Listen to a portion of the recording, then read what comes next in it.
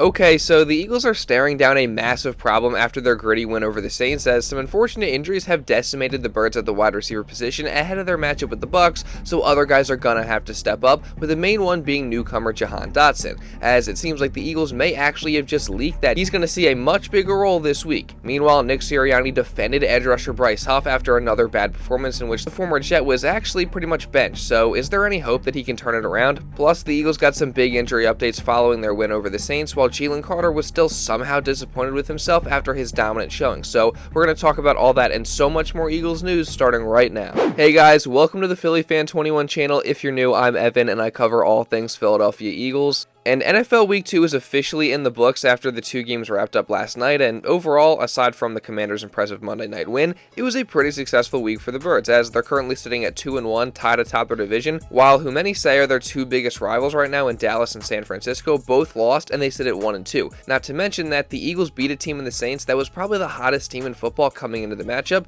and even though it wasn't pretty, they found a way to get the win, and one side of the ball being the defense completely dominated throughout the game. And now, just a couple days after the matchup, the Birds have some guys in elite company. And that starts with the defense, as a couple of those guys are off to great individual starts through 3 games, starting with the rookie cornerback Quinyon, who not only was great in this Saints game specifically, as when he was targeted, Derek Carr was 3 for 5 for just 29 yards and a low passer rating of just 64.6, but Mitchell has just been great in general to start his rookie season, as he's tied with Denzel Ward for the league lead in forced incompletions with 6. Then meanwhile, you have the first-year starter and linebacker Zack Baun, who is second in the league in total tackles with 37 and first in solo tackles. And it's clear at this point that the Birds got an absolute steal by signing him in free agency, as through 3 games he's made play after play after play, and is clearly just one of the better off-ball linebackers in the league. And then you also got the safety Reed Blankenship, who even after a solid season last year where he led the Birds in tackles and interceptions, he was doubted heading into this season, but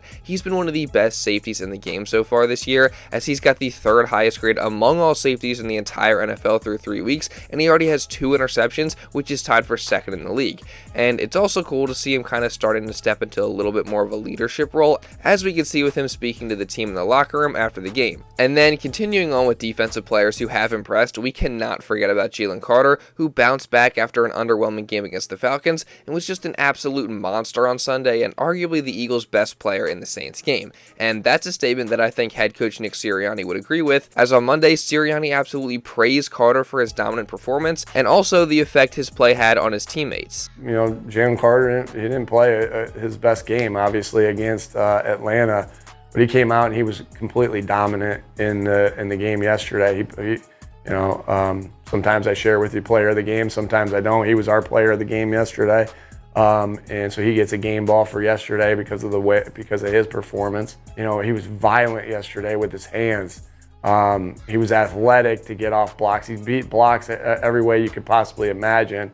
And he played on their side of the line of scrimmage an awful lot. And so, and as a result, he let other people make plays. Not only did he make plays, but he helped other people make plays. There was multiple plays where I felt like our linebackers were running free because they were hanging on the double team of his block for a little bit longer. And so I loved his response. Yeah, it's no secret that Carter bounced back and was just awesome on Sunday, and his play also helped the guys around him. But I don't know if everyone's really fully grasping just how great Carter's performance was in this game. I mean, sure, the numbers were great, but just the overall impact he had in this game was insane, and you could see that by watching the tape. And the Football Scout, who does consistent breakdowns of offensive and defensive linemen across the NFL on his channel, put it perfectly, saying, quote, "The Eagles defensive tackle Jalen Carter had the greatest game I have ever seen from a defensive tackle versus the Saints. He impacted 16 total plays in 51 snaps. I have never seen a defensive tackle have that high of a rate when it comes to his impact on a game. Absolutely incredible game by one of the best interior defensive linemen in the NFL." So that should tell you just how unbelievable Carter was in this game. But the crazy thing is, Carter himself was not even close to satisfied with how he played, as he had this to say about his performance after the game. Carter and yourself, a couple days ago, calling your first 2 games performance trash. What we describe your performance tonight? Trash. You didn't think you did well tonight either? I still don't like how I played, but I know that we played good as a team today. That's one thing, and I'm happy for that. I think we got some boost in the locker room right now, and we just got to move on to next week and get another dub. What would it take for you to be happy with the performance? I don't know. I got to be like Khalil Mack, get like 6 sacks in one game. No, I was playing, but like I don't know, man. I feel like I love sacks. I know that's big. I love tackle. I love everything, but I don't know.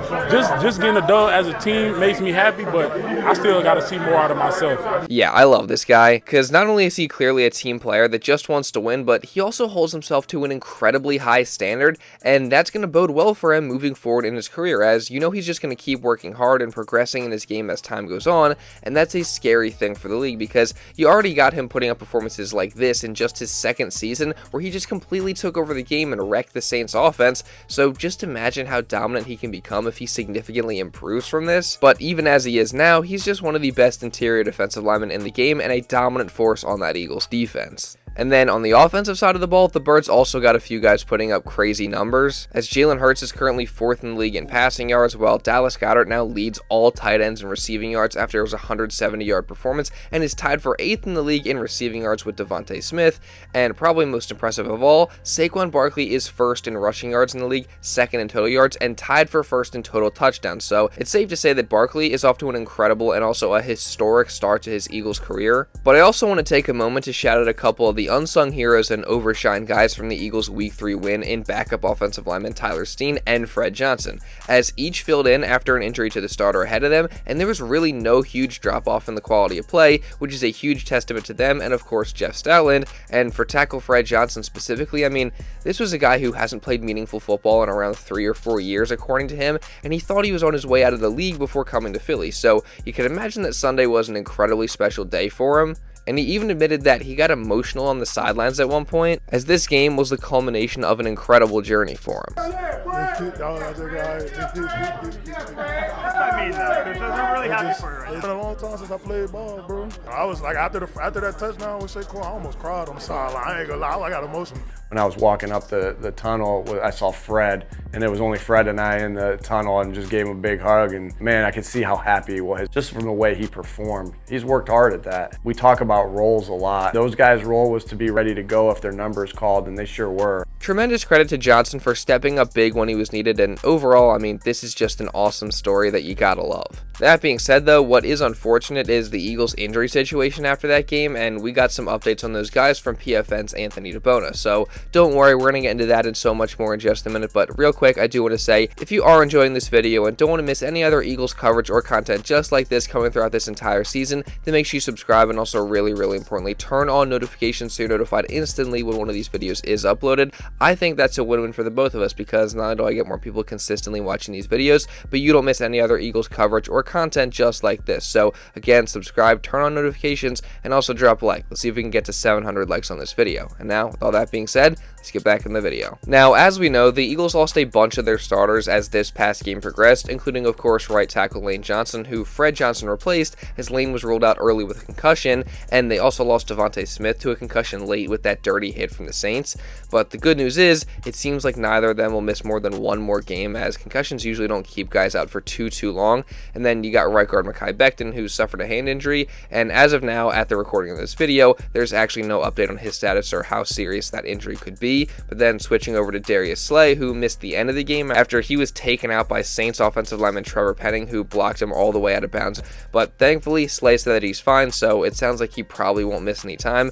And then lastly, and the worst news of all, wide receiver Britton Covey suffered a broken bone in his shoulder, so he's going to miss at least 6 weeks and will go to IR. And this just sucks, because Covey is somebody who has worked his butt off to get better over the years, and it got to the point where he has now earned himself a real opportunity in the offense this year, and he may have even been this team's 3rd best wide receiver through 3 weeks. So again, it really stinks that he suffered a significant injury like this. So hopefully he's able to make a speedy recovery and then come back and make an impact when he returns. For now though, it seems like the Eagles could actually have a problem at wide receiver next week with just all the injuries at that position, as they're staring down a situation where what has been their top 3 receivers this season in A.J. Brown, DeVonta Smith, and Britton Covey could all be out for the matchup, leaving the Birds super thin at that position. Now, on Monday, after the Saints game, Nick Sirianni was asked about the possibility of this happening, and he expressed confidence in the other guys in that room, while also kind of hinting at a bigger role for one of them. Yeah, obviously, we'll see as the week goes on. We'll see who's going to be available. We'll plan for everything. Like I said, from the very beginning, I really have a lot of faith in this room, in that wide receiver room. We have, Johnny, We have Paris. We have Jahan. This is, Jahan's been, I know Jahan hasn't had a ton of catches, but I think he's been playing efficient football. And sometimes it's just a matter of seeing it and then, going out there and planning some more things for him and doing some more things to get the ball in his hands. We'll see how this all plays out, but I got a lot of faith in the room. And it just doesn't, it can look a lot of different ways, right? So I have a lot of faith in that tight end room. And I have a lot of faith in the running back room as you look at the skill positions. We got options, that's for sure, just because we feel good about the work that these guys have put in and the players and the teammates that they are. So obviously, it's definitely good to hear Sirianni express confidence in his other receivers and just the other guys around them. But the most interesting part of this is when he clearly hinted at giving Jahan Dotson more targets and possibly scheming up more plays for him to touch the ball. Which, I mean, if AJ and Smitty are both out, then this is an absolute must, as Dotson would clearly then be their wide receiver one. And that's crazy to say, because Dotson really hasn't done much of anything in terms of catching the ball since he's got here, as in 3 games he has just 3 catches for 14 yards and no touchdowns, which I'm not gonna lie, is pretty freaking underwhelming with all the hype surrounding him when he got here. I mean, personally, I thought he would be much more productive, but I also do understand that he just got here very recently, and his typical role on this team is not to be one of their top targets, so I'll cut him a little bit of slack, but it'd definitely be nice to see more from him. And now, based on these comments from Sirianni, it seems like he's most likely gonna get his big chance on Sunday if Smitty and AJ can't go, so we'll see what he does with it if he does actually get the opportunity. But now, moving over to somebody else who has been quite underwhelming to start his Eagles career, we look at Bryce Huff, who once again was just not good this past week, as even though the Eagles overall defense looked much better and they did a great job rushing the passer and stopping the run, Huff had little to do with it, as he recorded 0 stats once again and no pressures. And it actually seems like taking Huff off the field could have resulted in a better Eagles defensive performance, as Huff was essentially benched on Sunday as he played in just 18 snaps in the game, which was just 32% of the defensive snaps, and they were mainly all in pass rushing situations. So that's definitely not a good look for a guy who was paid $50 million to come here to be a starter and an every down kind of player. Now, on Monday, Nick Sirianni was asked about Huff, and he provided his advice to the edge rusher while also kind of defending him and expressing confidence in him. Yeah, just keep plugging away. Just keep going. Keep working hard every day. Like, I really do believe that the guys, sacks and pressures come in waves. When one guy gets hot, they start rotating the slide the other way or giving help the other way, and then the other guy gets hot. And so it's just time, and I do think I got a lot of faith in Bryce and the things that he can do. Obviously, that's why he's here, and I'm excited for the time where he's gonna have a big time game, and I know he puts the work in. I know he's ultra talented. And I got no doubt in my mind that he's going to continue to get better and have a good impact on this football team. It's certainly a good thing to hear the head coach publicly express confidence in Huff like that, and hopefully he's right and Huff is able to get hot at some point. It's just kind of hard to be optimistic when he's getting benched this early in the season, and he really just hasn't shown really any sort of promise or glimmer of hope that he could turn things around, but we'll see what happens as the season goes on. Now, the Eagles will take on the Buccaneers this week, right ahead of their early but also much needed bye week with all the injuries they're dealing with right now, and of course, I'm going to be covering everything leading up to that game as well as just all the other Eagles news throughout this entire season, so if you don't want to miss any of that, again, make sure you guys subscribe and turn on notifications. And also, I will say, if you guys have already subscribed and turned on your notifications, just make sure you double check, because YouTube, I think, has been weird recently. I've gotten a couple comments of people saying that they've been unsubscribed or they haven't gotten the notifications for my videos, so go back, double check, just see, make sure you're still subscribed and have your notifications on. And also, if you haven't already, make sure you drop a like to show some support on this video. It really does help me out a ton. Again, let's see if we can hit 700 likes today. And also, just leave a comment down below, because that also helps me out a ton. And I'd also just love to hear you guys' thoughts on everything that I talked about in this video. And also, if you want to watch a video recapping the Eagles' win over the Saints, you can check this out right here. And now, with all that being said, that's pretty much all I got for this one, guys. So thank you all so much for watching, and I'll see you in the next video.